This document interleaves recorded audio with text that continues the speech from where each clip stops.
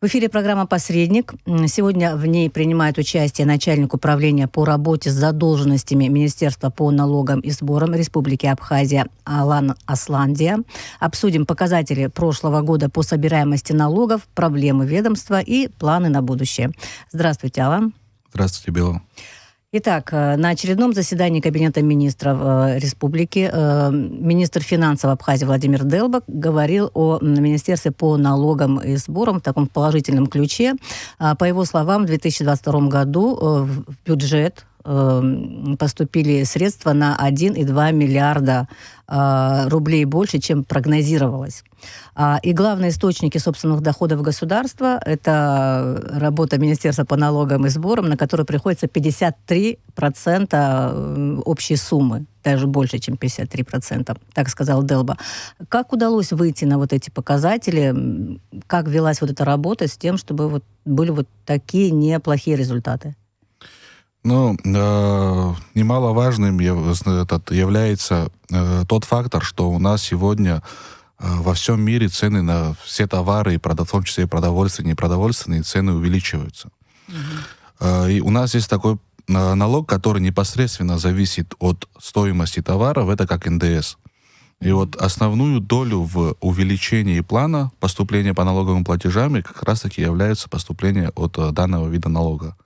То есть, образно говоря, какие-то товары раньше стоили там намного дешевле, чем сегодня. НДС был привязан к выручке, полученной от реализации этих товаров. На сегодняшний день все это увеличилось в цене. Естественно, и выручка у предпринимателей увеличилась. А НДС напрямую зависит как раз-таки от величины выручки. И плюс еще и иные факторы повлияли на это. Улучшилось администрирование в каких-то направлениях, усилилась работа по взысканию задолженности. Нельзя и забывать про то, что минувший курортный сезон, он тоже был довольно-таки благоприятный. И у нас туристический сектор был практически переполнен. Вы сказали о том, что повысились цены, и за счет этого как бы и налогов стало больше, сумма налогов, да, увеличилась. В том числе за счет этого. Да, в том числе. Можно ли сказать, что вот бремя тоже на тех людей, которые должны платить налоги, на предприятия и там индивидуальных предпринимателей стало больше налоговое? Нет, в процентном отношении нагрузка не менялась. У нас ни один закон по конкретным видам налоговых платежей, то есть ставки по ним не увеличились. Ставки, какие были 5 лет назад, 7 лет назад, 10 лет назад, ставки такие же остались. Вы еще говорили по поводу администрирования. Что вот в этой части изменилось? Как можно усовершенствовать эту систему?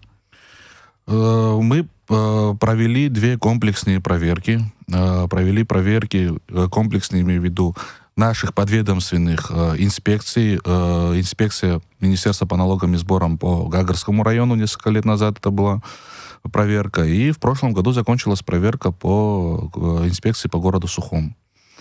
Были выявлены соответствующие нарушения, и по каждому виду нарушения проводилась соответствующая работа. То есть по исправлению этих нарушений, что и повлияло на поступление, на работу, улучшило администрирование по работе с налоговыми поступлениями и так далее. В чем заключались эти нарушения? Есть какие-то типичные нарушения, которые постоянно происходят, или же что-то новое возникает, когда вы в своей работе вы обнаруживаете? Вот смотрите, в основном мы сталкиваемся с незаконной предпринимательской деятельностью. То есть люди осуществляют предпринимательскую деятельность без разрешительных документов, не получают, не регистрируются в Министерстве юстиции в качестве предпринимателя, юридического лица, либо, в основном, индивидуального предпринимателя. Это в основном такие предприниматели, которые не длительный период работают, а сезонно, летом, кто-то какой-то прилавок открыл, на летний период, занимается реализацией, образно, мороженого и так далее. Кто-то свой дом переоборудовал под дом отдыха, несколько комнат, койко-мест сдает и так далее. У них на предпринимательскую деятельность нет соответствующих документов. В таком случае мы подключаем правоохранительные органы, так как данное правонарушение является уголовным. То есть у нас в Уголовном кодексе закреплена соответствующая статья осуществления незаконной предпринимательской деятельностью. А у вас есть какие-то данные по количеству вот таких нарушений? Сейчас Или вы у меня, специально не делали? Нет, в общем, там, это не такие огромные нарушения, такое огромное количество, они были выявлены в любом случае, и данные предприниматели были поставлены на соответствующий учет. Вернемся к заседанию Кабинета министров. В то же время, да, вот говоря хорошее, да, в то же время министр экономики Кристина Азган подчеркнула, что уровень недоимок по налоговым платежам составляет 1 миллиард рублей. Тем не менее, да. И Министерству по налогам и сборам необходимо акцентировать внимание, то есть вот в этом направлении, и проводить работу с задолженностями. Все верно. Вот. Проблемные задолженности, что это значит? Какую работу необходимо провести? В чем заключаются вот эти сложности? Ну вот как раз-таки для усиленной работы в этом направлении было из другого управления, реорганизованного управления, появилось управление по работе с задолженностью. Как бы в этом направлении проводится... Управление было создано с 1 января этого года. Усиленная работа начала проводиться. Но немаловажным фактором в нашей работе как раз-таки является нормативно-правовая база. Проблемная задолженность, вот было озвучено, да, в размере миллиарда, то есть задолженность. Это не проблемная задолженность, ее необходимо разделить на проблемную и текущую задолженность. Проблемная задолженность у нас в основном связана с тем, что тянется с 90-х годов у нас задолженность, у нас нету процедуры списания этой задолженности. То есть уже вся вот та величина в размере миллиарда, она сформировалась за последние 30 лет. То есть долги, которые были сделаны там, в 96-м году, в 97-м году, да, появились, которые, они по сей день у нас в программе числятся в этой базе. В Российской Федерации есть понятие такое, как долги нереальные ко взысканию, да, и по ним проводится иная работа. У них есть, у нас тоже в Республике Абхазия есть такой закон, который называется о несостоятельности, о банкротстве. Но у нас этот закон не работает по одной простой причине, потому что у нас в Абхазии нет арбитражного управляющего. Вот. Это не арбитражный суд, это что-то другое. Арбитражный управляющий, то есть когда начинается процедура несостоятельности, процедура банкротства, после она состоит из нескольких этапов, и на одном из этапов управление этой организацией занимается арбитражный управляющий. И он пытается вытащить эту организацию из долговой ямы. В случае невозможности вытащить эту организацию из должностной ямы, долговой ямы, извиняюсь, данная организация ликвидируется, имущество ее распродается, и покрываются, выручкой от реализации имущества покрываются все обязательства кредиторские этой организации, в том числе и налоговых платежей. Остальная сумма задолженности, естественно, если что-то не до конца была покрыта сумма задолженности по налоговым платежам при реализации имущества, она списывается. А у нас этой процедуры нету. Поэтому у нас вот эти долги, которые остались с 90-х годов, они не списываются и до сих пор числятся, да. А вот если все-таки, вот каков процент или какая доля вот в этом миллиарде находится старых долгов и какая новых? Старых долгов находится около 500 миллионов. Половина? Да, половина. Также основная сумма задолженности по налоговым платежам, она приходится на город Сухум. Это связано и с тем, что самым крупным должником у нас в Республике Абхазия на сегодняшний день является Черноморэнерго. Мы все знаем, да, про те проблемы, с которыми мы сталкиваемся в этой отрасли. К сожалению, из-за поступлений у этой организации на сегодняшний день не всегда есть возможность в полном объеме выдать заработную плату, не говоря уже и об уплате налоговых платежей. И вот порядка 200 миллионов задолженность у вот этой организации. Ну, и что с этими долгами дальше? Вот что министерство, не знаю, может, рекомендует что-то или с какими-то вопросами обращаются какие-то инстанции для того, чтобы вот это, либо списать эти долги, либо же каким-то образом, не знаю, заплатить? Ну, списать эти долги, как бы, есть какие-то долги, но это, которые можно списать только через парламент. То есть закон какой-то да, принимать. принять закон. Но не все долги, опять-таки, на мое мнение, можно списать с этой организации. К примеру, задолженность по подоходному налогу с выплаченной заработной платы, да, это сумма задолженности по налоговым платежам, которая была удержана непосредственно с самих работников. Понятно. Да, то есть эту сумму недополучили эти работники. И списывать ее, я считаю, что это неправильно. А кто еще из крупных неплательщиков, вот таких, у кого застарелые долги? Ну, вот это в основном вот самая крупная вот эта организация. Плюс у нас еще есть, знаете, какие проблемы по земельному налогу. У нас недоимки увеличиваются по земельному налогу. Огромное количество земельных участков у нас было направлено на предпринимательские цели. В последнее время в нормативно-правовых актах, да, в соответствии с которым передается земельный участок предпринимателю, написана такая фраза, что в течение 2,5 лет должны были быть осуществлены капитальные вложения. Это является существенным и основным условием для выделения земельного участка под предпринимательские цели. В случае невыполнения этого условия данный договор аренды или распоряжение Кабинета министров должно быть отозвано, либо расторгнуто. На мой взгляд, это бы сильно повлияло бы на, во-первых, на экономическую сферу нашей республики Абхазия. Да? Люди постарались бы, брали бы земельные участки те, кто имеют возможность в течение 2-3 лет вложиться, построить какой-нибудь там коммерческий предпринимательский объект. Но зачастую бывает и то, что люди взяли уже по 5-6 лет, владеют этими земельными участками, у них нет возможности построить ни гостиницы, ни торгового центра, ничего, как бы нету финансовых возможностей на все это. И они еще пока не начали зарабатывать, а земельный налог, он является имущественным, и он не зависит от хозяйственной деятельности. Должен уплачиваться в бюджетную систему Республики Абхазия. И поэтому у нас, как бы, мы с этим работаем, боремся с такими недоимками, направляем материалы в службу судебных исполнителей для обеспечения взыскания. А вообще, это типичная картина? Много таких людей, объектов, которые не платят земельный налог? Ну, достаточно.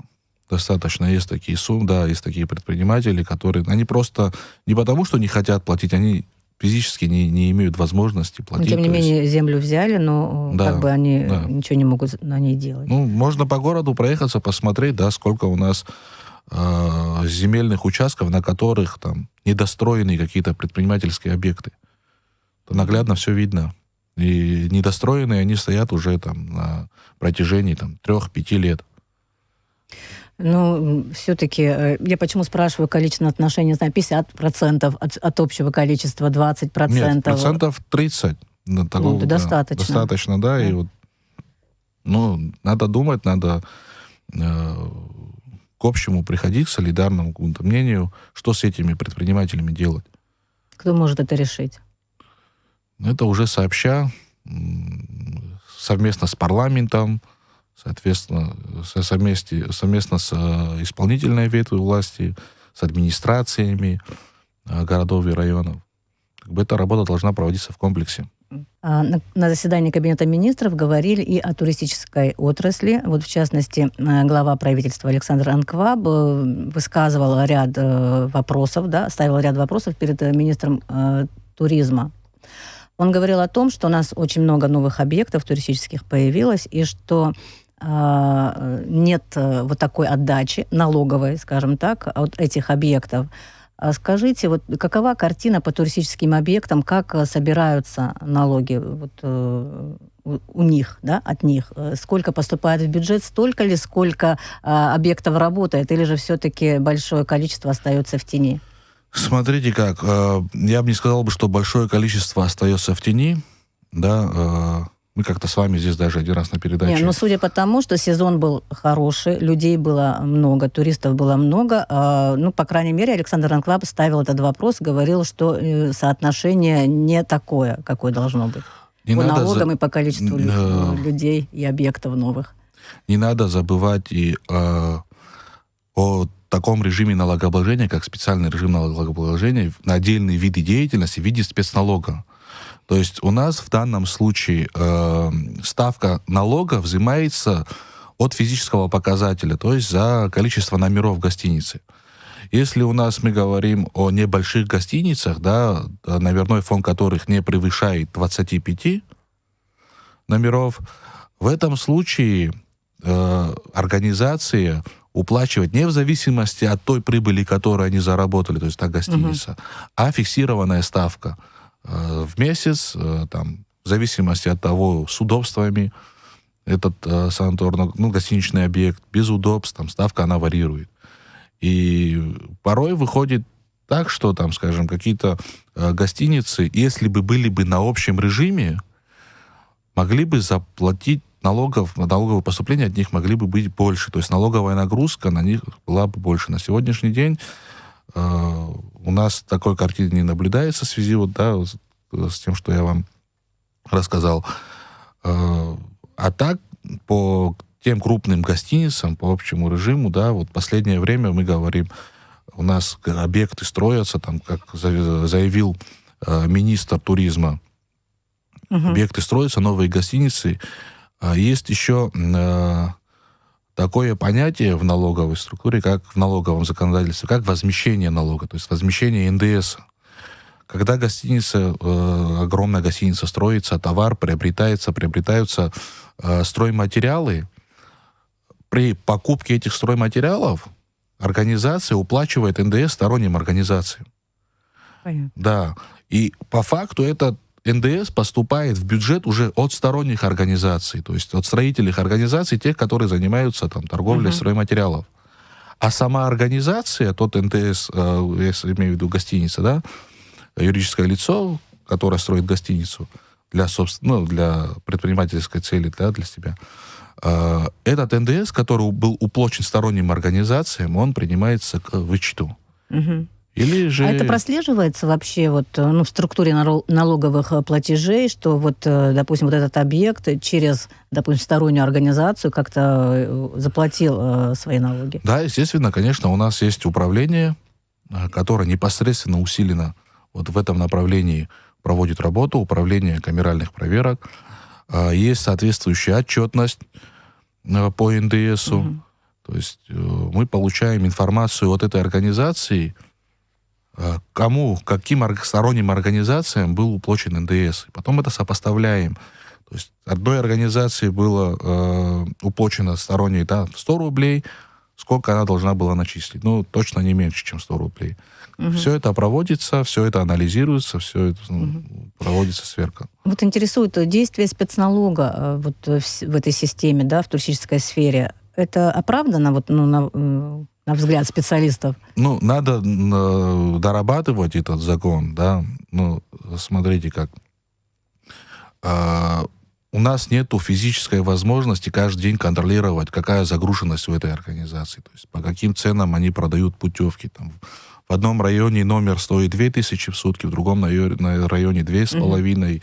То есть эта цена варьирует, и каждый день каждому приходить, смотреть, по какой цене сдается номер, какая загруженность. У них же есть отчетность, бухгалтерия не предоставляет эти данные? Они нам предоставляют, но не всегда предприниматели предоставляют достоверную информацию, да, в связи с чем был введен этот налог.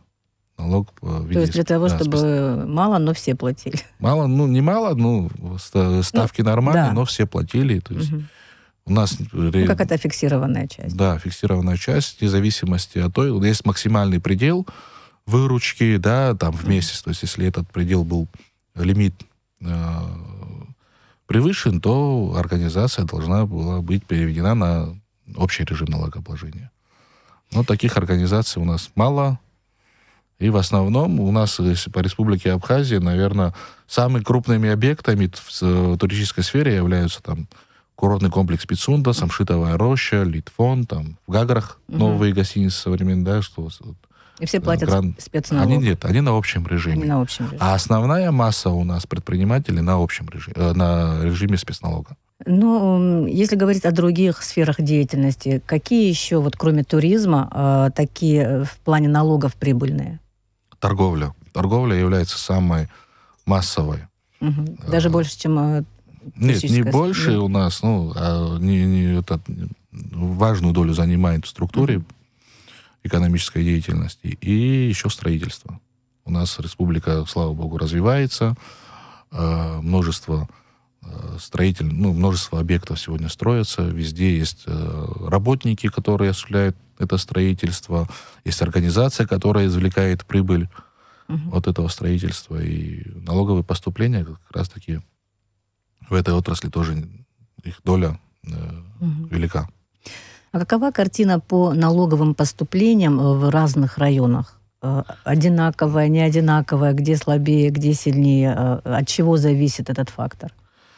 Вот смотрите как. У нас сегодня самые маленькие поступления по налоговым платежам в Ачимчирском районе. С чем это связано? В Ачимчирском районе самым главным плательщиком, самым большим крупным плательщиком является рыболовецкое хозяйство, рыбоперерабатывающий завод. И не всегда есть рыбная путина. То есть у нас позапрошлом году рыбы не было, и организация не извлекла прибыль. Да, и поэтому соответствующие налоговые поступления были намного меньше, чем планировалось. В прошлом году было более-менее нормально. В этом году тоже у нас... Ее практически не было, путины. Путины нету, поэтому по Ачимчирскому району определенное отставание от выполнения плана есть. Это главный налогоплательщик ваш? Главный налогоплательщик, бюджетообразующее предприятие именно в Ачимчирском районе. Вот. А так у нас лидирующие районы — это Гагарский район. За счет туризма, наверное. Ну, не только за счет туризма. Там помимо туризма и строительства, да, у нас там огромное количество новых объектов строится, где соответствующие налоги есть. Вот. В Гагарском районе, в Гудаутском районе тоже неплохое выполнение. В Сухумском районе хорошее выполнение идет. Тут я говорю по показателям за 2,5 месяца. Март у нас еще не закончился, поэтому по итогам 3 месяцев мы говорить не можем. Но на сегодняшний день картина такая, что вот эти районы, они показывают хорошие показатели. В общем, по республике Абхазия у нас мы на сегодняшний день перевыполняем план на 27%. Перевыполнение идет плюс. Когда говорим об администрировании, о том, какова картина по районам, да, в смысле налоговых платежей, насколько влияет фактор принятия закона о кассовых аппаратах? Каким-то образом внедрилась, это с 1 января 2022 года внедрялась эта система новая, какие-то шаги сделаны? Смотрите, в этом направлении мы работаем совместно с Федеральной налоговой службой Российской Федерации. Недавно к нам поступило межведомственное соглашение, которое прошло процедуру согласования. Вот. Российская Федерация планирует оказать нам серьезную помощь в этом направлении. Планируется за счет бюджета Российской Федерации направиться в Абхазию порядка 13 тысяч кассовых аппаратов. Да. Это уже в этом году? В рамках финансовой помощи, да. Уже в этом году мы уже начали создавать специальное учреждение, которое будет подведомственно налоговой службе, которая будет непосредственно заниматься установкой, подключением, настройкой данных контрольно-кассовой техники. Вот. Я думаю, что до конца этого года работа в этом направлении будет проделана, серьезная работа будет проделана, и это значительно повлияет на величину выручки. Может быть, по каким-то направлениям, которые у нас попадают под специальный режим налогообложения, можно будет отказаться от этого налога, когда мы сможем непосредственно контролировать выручку. То есть у нас будет онлайн-информации о том, где увеличилась, за счет чего увеличилась выручка. Может, где-то и она отстает, и мы сможем оперативно реагировать. То есть аппараты эти должны быть синхронизированы, да, вот с базой Министерства по налогам и сборам, и за счет этого вся информация будет высвечиваться в ведомстве. Ну, конечно, проблема электричества и интернета остается, и вот как вы будете ее решать? Нет, у нас огромное количество кассовой техники будет на автономном питании. То есть, да, будет возможность в момент отключения электричества, да, там на 2-3 часа они будут иметь свои аккумуляторы, которые будут достаточно для того, чтобы в этот период времени они работали. И кассовые аппараты будут покупать предприниматели?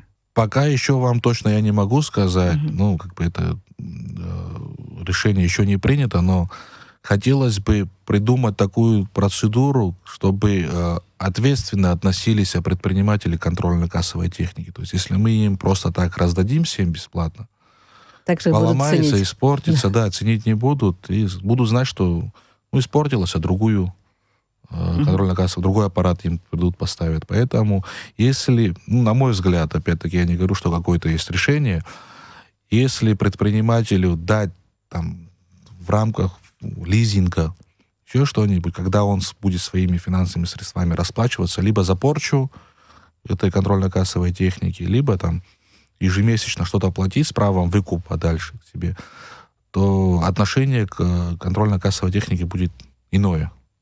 Немножко бережнее они будут относиться, чем то, что было получено бесплатно. И немного хотелось бы, чтобы вы рассказали о планах работы на ближайшее время, какие задачи стоят. Задачи стоят уменьшить задолженность, на текущую задолженность по налоговым платежам. Я бы хотел подчеркнуть и то, что текущая задолженность, она не всегда является плохим фактором. То есть это то, что будет взыскано в ближайших предстоящих периодах. То есть это резервы будущих платежей. Вот. Проблемой является проблемная задолженность. Вот про ту задолженность, про которую я вам рассказывал. И в связи с чем необходимо разрабатывать нормативно-правовые акты, которые позволят решить те проблемы, которые стоят перед нами. Как я до этого говорил, да, у нас проблема с тем, что у нас законодательство по несостоятельности, да, по банкротству, оно у нас до конца не реализовывается. Нету арбитражного управляющего. Если у нас появится арбитражный управляющий, да, имущество, которое находится в процедуре банкротства, организации имущества, может быть реализовано, и какая-то часть налоговых платежей за счет реализации этих товаров может быть покрыта. И сумма задолженности по налоговым платежам проблемных организаций, она уменьшится. Вот. Что-то еще? Ну, вот это вот основное. Я считаю, что на сегодняшний день самое основное — это нормативно-правовая база должна быть улучшена. Спасибо вам большое. Спасибо за этот разговор. Я напомню, что в программе «Посредник» принимал участие начальник управления по работе с задолженностями Министерства по налогам и сборам Абхазии Алан Асланзия. Мы говорили о показателях прошлого года по собираемости налогов, проблемах ведомства и планах на будущее. Спасибо большое. Всего доброго.